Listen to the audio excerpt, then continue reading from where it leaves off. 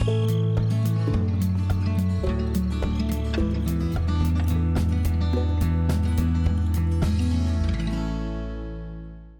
hello everyone. Welcome back to a very rainy Gelvin Valley. We're in the middle of kind of testing some of these water planes. Just continuing on from the previous episode, I've kind of been tracing them out here to show kind of where some of these streams go and to show some of the work that was required to put these in. I guess if I don't show it here, how does anybody know what kind of work went into it? You know, an episode or two ago, Wild Wes stopped by himself, and I think this water business kind of even tickled his funny bone to where, you know, he kind of liked it. So I don't know if he's following up, looking at this episode to see kind of how they're working, but hopefully he and anyone else now can see kind of what's going on. Anyway, this is the end of the ride for this particular stream. This one here I think was one of the longest in the map, so it took the longest to do. Kind of coming up along field 2, 47, 39, and 40, kind of where we're sitting down there right now, goes right into the hill. So tell you what, let's dive down over here. Here we're kind of in the middle of the stream as it is, going right into the main juggernaut, if you will, at the base of the valley. And here I also had to do some more modification of the road just to get a smoother surface, to try to get it as trough-like as I could, if that makes sense. So I've done a little in here, but I don't think I've driven through here since I did this work. Let me go down just a second. That's a bump. I'm going to feel it when I'm driving through here. You know, that's probably enough to put your teeth into the console of the tractor driving through if you aren't paying attention. But it's some of this texture, the way I set it in here, is just barely skimming over the top of these rocks. Just enough to create the illusion, you know, of water coming through. And if Wes sees this, you know, is this kind of how you intended it? You know, for these, I've been calling them kind of dry washes because in game, up till now, that's all we would see. Dryness, you know, in all these particular little canyons that we see. I really like this one here. It's kind of a cool little one. This one, of course, every twist and turn that it takes, you got to turn the textures. You can kind of almost see the edges of them down there, you know, just to try to turn the water, get it to go around a different way, to trick the mind. Just a pile load of work to stack them up. But here, I mean, here, you know, I ran into something else too. You know, speaking of elevation difference, somewhere up in here, maybe it was this channel right here, maybe it was a little further, probably up here. You know, when the elevation doesn't keep going up, what you would have in real life, kind of like I was explaining when in the previous episode, we were up by field 47, the field between 47 and 46, it actually, the stream goes down, or it flows uphill. It has to flow uphill in order to make that work. And so, let me put that back up. Really, there would be a pond between 47 and 46, because wherever there's a low area, of course, the water's going to gather. That's just kind of how life works. But I still forced it to be a stream. I didn't want to create a new pond in there, a new body of water. I know I've made a number of changes to the map, but I really want to try to keep intact Wes's vision for the map itself. So I didn't want to add another pond where one really wasn't. Although I kind of did that up here. See, here we get finally up here, and this one is dropping out of this pond. Now there's a duck pond up in here. Isn't that an interesting texture? You know, you can, I don't think it shows, well, maybe it's reflecting it. But this pond also rises up and down. So when the rain goes down, and I had to be very careful how I did this. I had to make it appear like there's kind of a waterfall right here. So I did do some work here on the map surface trying to raise the level of the rock so that it could just keep the water in when it flooded, that it would come to here. Otherwise, the texture, they're flat things, so if you didn't do that, you know, it would have to continue over the top of everything there, so where I wanted the screen. But anyway, this is kind of the duck pond over here. It's already raised up 1.5 meters. This whole thing raises, so, woo, I'm gonna hit the bridge. That wasn't real brilliant. I'm gonna get up over the top of it. So it's gonna flood the road more than it typically floods it. I know most of the time when we drive through here, we're always driving in the water a little bit. And I don't know if you can tell, this is 1.5 meters taller. Yeah, that yellow lady down there just walked through it. Does it end up covering this bridge? Maybe it doesn't. Oops, now we're down in the weeds, sorry. Oh yeah, it does flood it. Well, the funny thing is, you know, the people that are in here, we would have to create a script or something to get them to quit walking. Yeah, this car is going to drive through it. Look at that. Oh, it's like a submarine.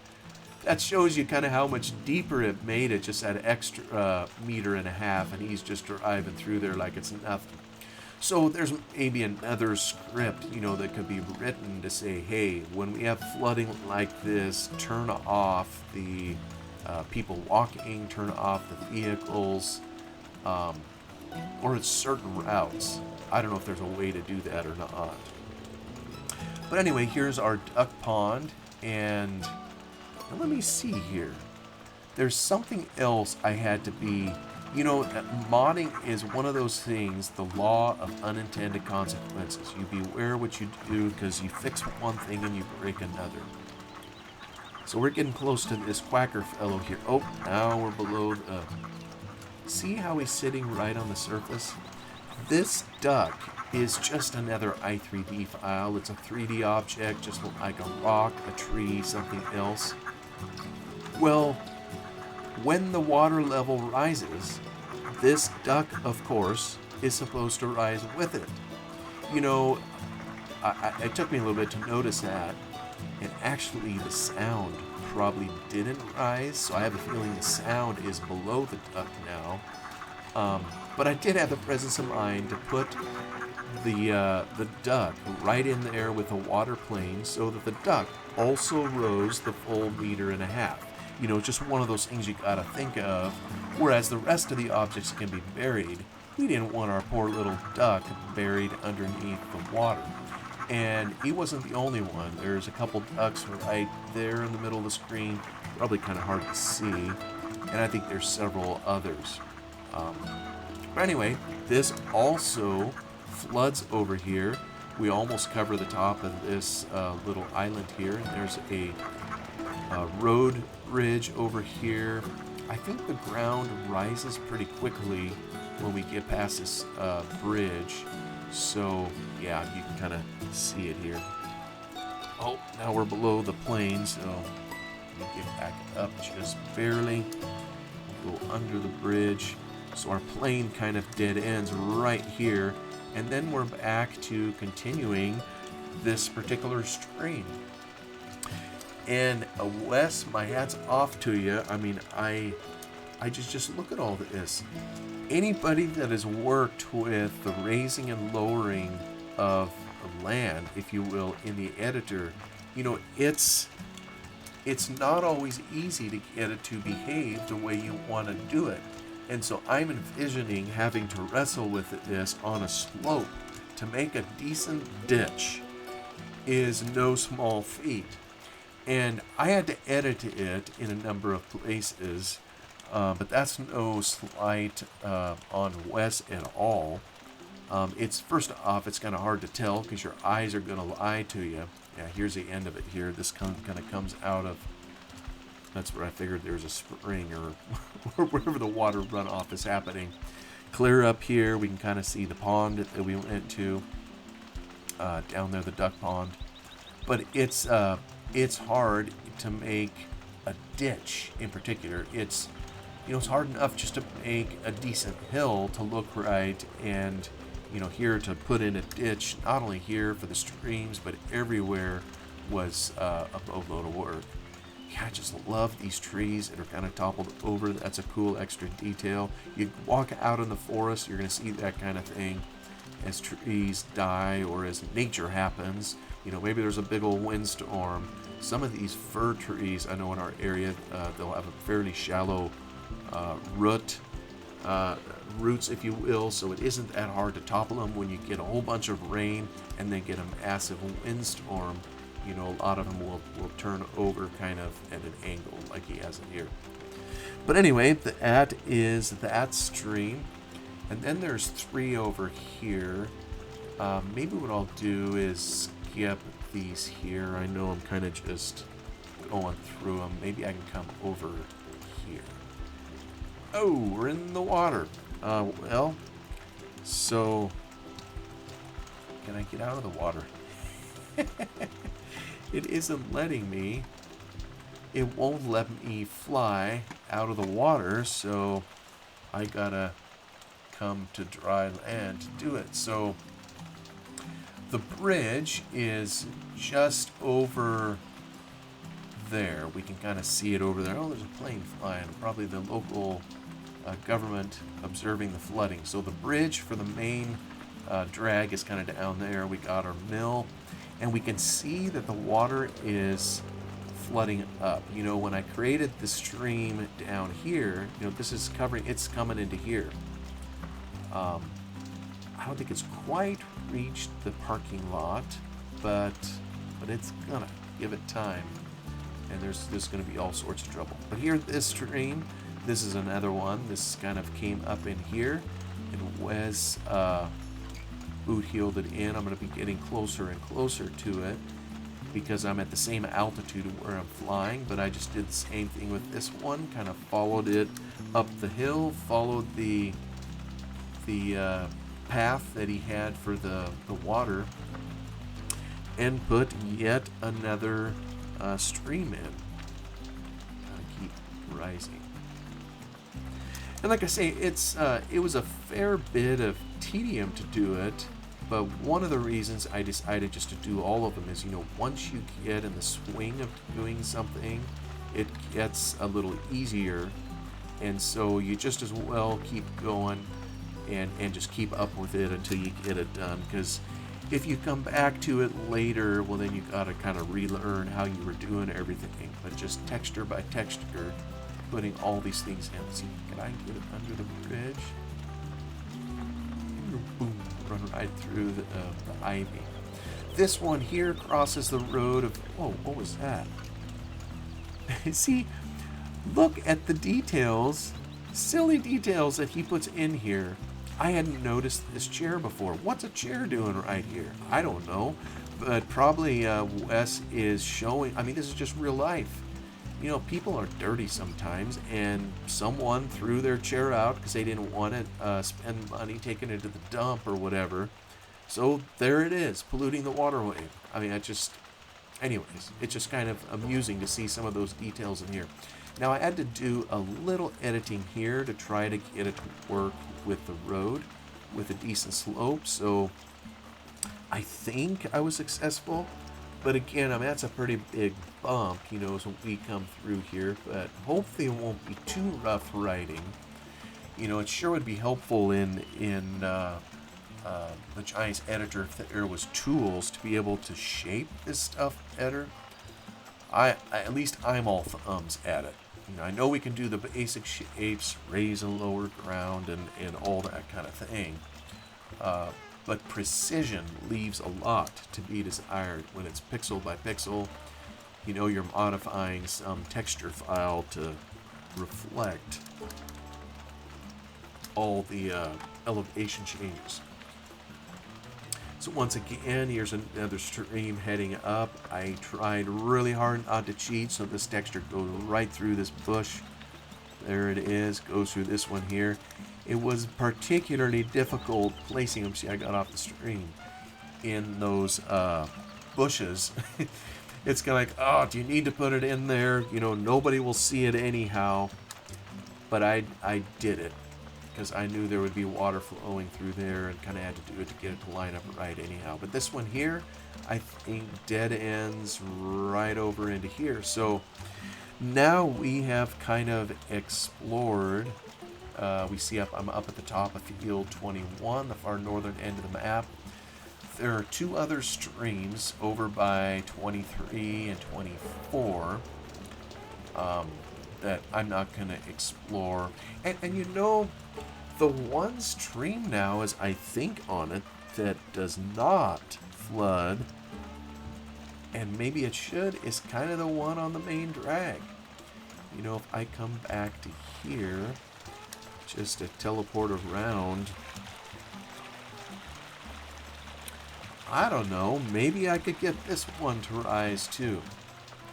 I'd have to look and see how wide the textures are, but it probably wouldn't take much to find the location of where all of the textures are placed in the Giants editor and get the scenograph, get the transform group that they're all sitting in.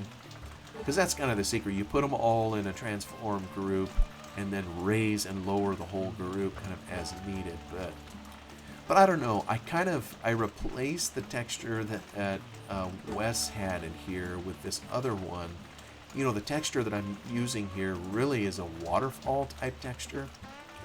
And don't look at it too close. When you get up close, you see how the main river textures are scaled, I think, a little bit differently. So one of them looks like it's running faster than the others. Maybe if I studied each of these planes, boy, that'd be just more work, right? Maybe if I study them in detail, I could figure out how to get them all kind of in sync proper to where it's going the same speed. You know, when you look at the little stream over here, the nice thing is that they're all the same speed. Now you can tell it's all the same texture. You know, you can see that white net, for example, kind of flowing downstream. But it's all the same speed. One texture flows into the next, and you kind of keep your place, if you will. These here, I think, would take a little work to get them lined up. So I may not do that. But anyway, that's kind of an explore of each of the water planes. Here we're coming down here. There's another little stream. So we are 18 minutes. So now let's teleport back to... let's go to this field here. I'll sit kind of up here. Alright, so we can see... yeah, it's reflecting the sky. We see now kind of the extent of the flooding here of the main water plane, and it, when it raises, it's going to still function like a water plane. See how we're floating along, where ordinarily we'd be walking kind of on the bottom. So the script handles the movement of the actual water plane in addition to the plane itself.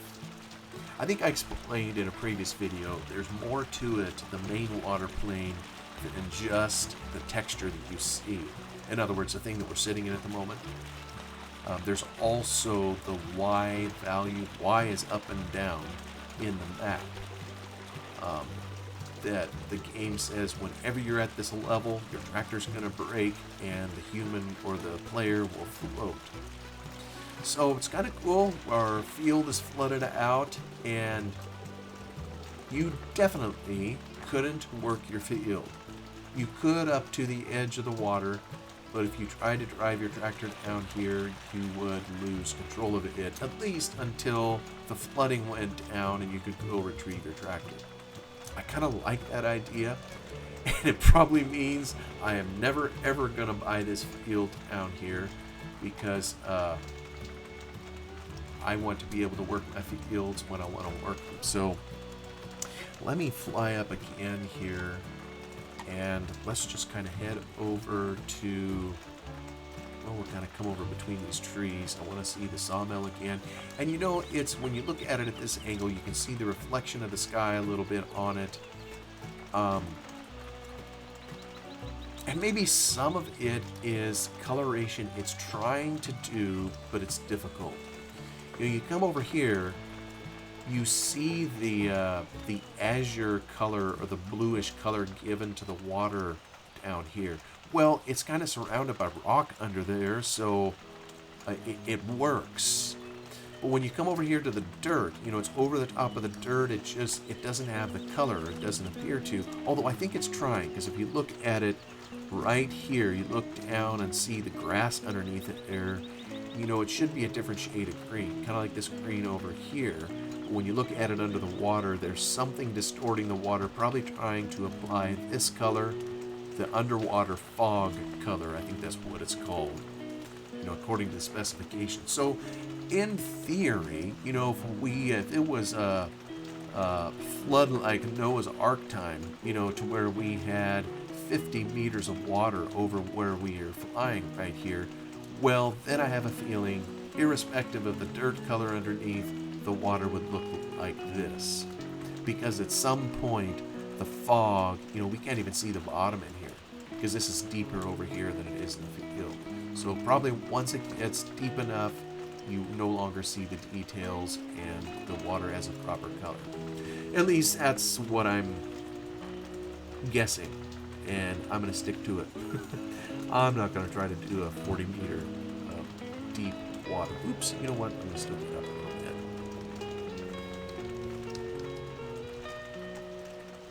Actually, oh yeah, we were going to come over here to the sawmill too to kind of see.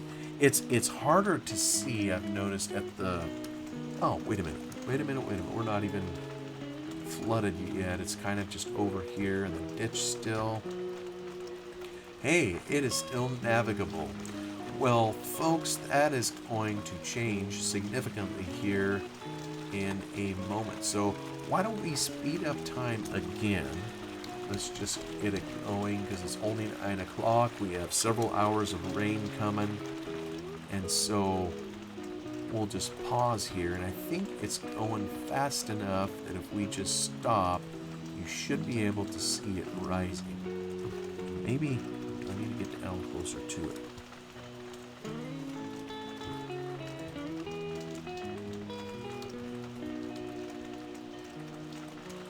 Can you see it rise?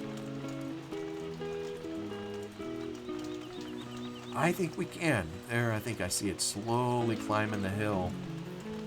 And I think we started it at 7, so we're about 3 hours in. It's going to raise 1.5 meters per hour. So it won't take too much longer. You see, we're already kind of at the bridge, up and just at the base of the bridge. And we're going to soon be seeing, it's just about ready to crest. There it is. It's spilling onto the bridge. Isn't that kind of eerie? We're getting flooded. And at some point here, it's going to be at its full maximum extent. We don't want to get our tootsies wet. Aha, there it is. All right, so it took us 4 hours. Is that easy? What's going on? Let me just pause here again. So the main water table is going to wait an hour into the rain before it will rise any. Then it will rise 1.5 meters per hour. So if we started roughly at 7, it took till 8. At 8 it started to rise, and at 1.5 meters per hour for 4 hours it rose. Now it's 12, or until 12. That's about 4 hours. It's risen 6 meters, and this is the absolute maximum. So I would say the script has behaved, how we would expect it to. And folks, this has wreaked some havoc. Well, let me see if I will get my tootsies. I don't think I'm swimming on the bridge. I don't notice. I think, oh no, there was a spot right here where it's deep enough. Yeah, that's over the rail. Right here, I'm swimming a little bit. So cars, I imagine we could take a tractor through there, maybe drive through. I really don't know. let's get kind of out of the water. But it is definitely flooded. As we look over here, back to our field, kind of like I was explaining earlier, I think we can kind of see the edge. That's roughly, it's over half. 2/3 of the field maybe is flooded and underwater. Nothing really goes up this hill. It gets pretty steep. It just barely escapes flooding our tree stand over there. Oh, here comes a car. This is kind of funny. It's going to go through no matter the flood or whatever. And the funny thing, too, is the cars continue to use this road over here. But it's deep. The cars would never traverse this in real life. I mean, it's just, there's depth of water here. You can see it also over into, it's lapping at their ankles over here in the sawmill. Although I don't think it's too deep over here. I mean, we could kind of see, yeah, it's just kind of barely coming in here. Yeah, the guys are still sawing away, cutting. I mean, it'd be another, we'd have to write another script to shut the sound off, you know, if we wanted them to quit production for the day when there's a flood like this. So the rain, I mean, if you recall, we set it up for 8 hours, I believe, and it is doing a boatload of damage. If you needed this road, you know, during the time period when the flooding is happening, this would definitely shut you down, and so you wouldn't be able to access it. The rest is just kind of some additional eye candy, if you will, to see it while it does its thing. But now we kind of need to see, and it's going to be raining still for another 3 hours. And if I come over here, I assume our little stream, it should still be doing its thing. There it is. Oh yeah, you can't hardly see it because I have the clip distance thing on it. So we got to get a little bit closer to it. So that's going to keep her running too. But let's get past the rain. And let's see if she dries out. So it's raining, it's pouring, the old man is snoring. It's going to keep doing what it's going to do. I'm going to try to go forward at a faster speed. Let me get to, is it 15 o'clock? Aha, there the rain finally terminated. So now that the rain is over, we're going to see hopefully the same thing happen in reverse as what we had with when the rain started. So let me go down just a little bit. So we have this stream over here. We're still running at 120 time normal. So we should see, I think it's 1.5 meters per hour. It goes down at the same rate it came up. So we should eventually see the stream go down into the dirt. And you know, an hour's gone by and it hasn't, so I wonder if, well, some of that's a rain fade. I think it is going down a little. At least I hope it is.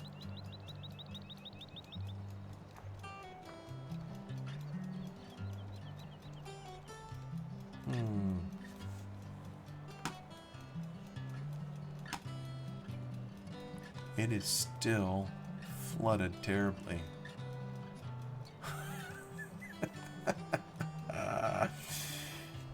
Oh man.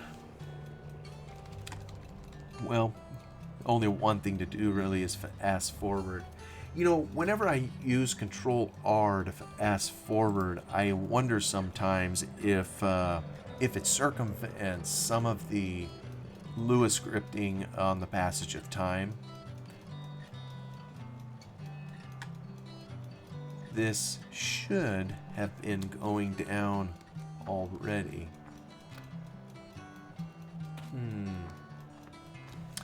For some reason it isn't, though. I have to admit that. So, nor is the rest of the water.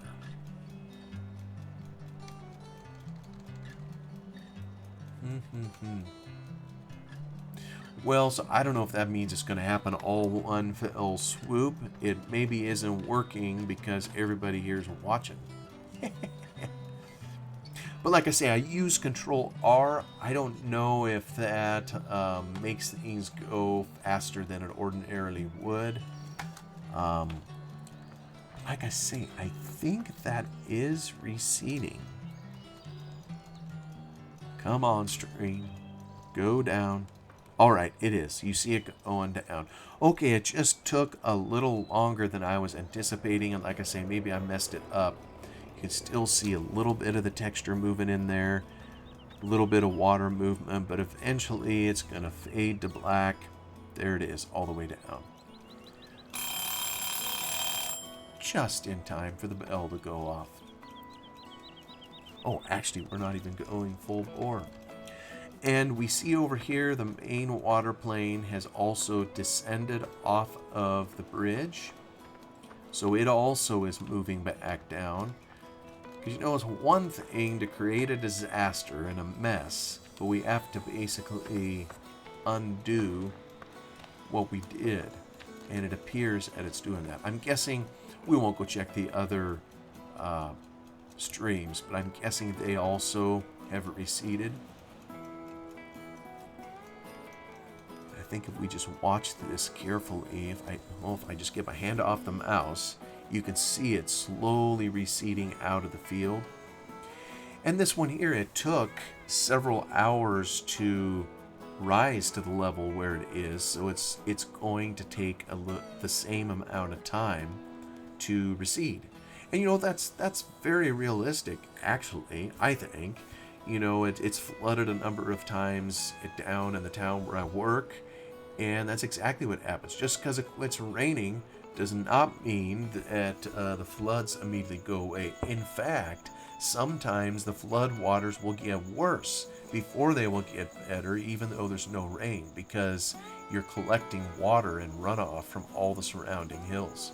So it makes sense that it would take time to recede in here, and it's kind of getting dark here now.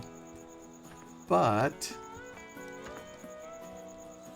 I think it has returned to its regular banks. So it appears to me. If we look over this way, I'll just kind of pause it for a little bit. Everything's good. It's dried out. Well, it looks like we survived the flood. And the bell has come, and I don't know how so much time went by. We got another episode here kind of talking about this silly thing. So I promise I'll get off the topic at this point here. But thank you so much for watching. I think this was a successful test. We saw water everywhere. We saw it rise with the rain. We saw it recede when it dried out. And so we need to be on our toes the next time it rains in here. And hopefully we don't leave any equipment parked down where it can float off. So thank you so much for coming along and listening to me. I'm like a kid in a candy shop talking about stuff like this. Thank you for stopping by here. You have a wonderful day. I'll see you on the next one. Goodbye.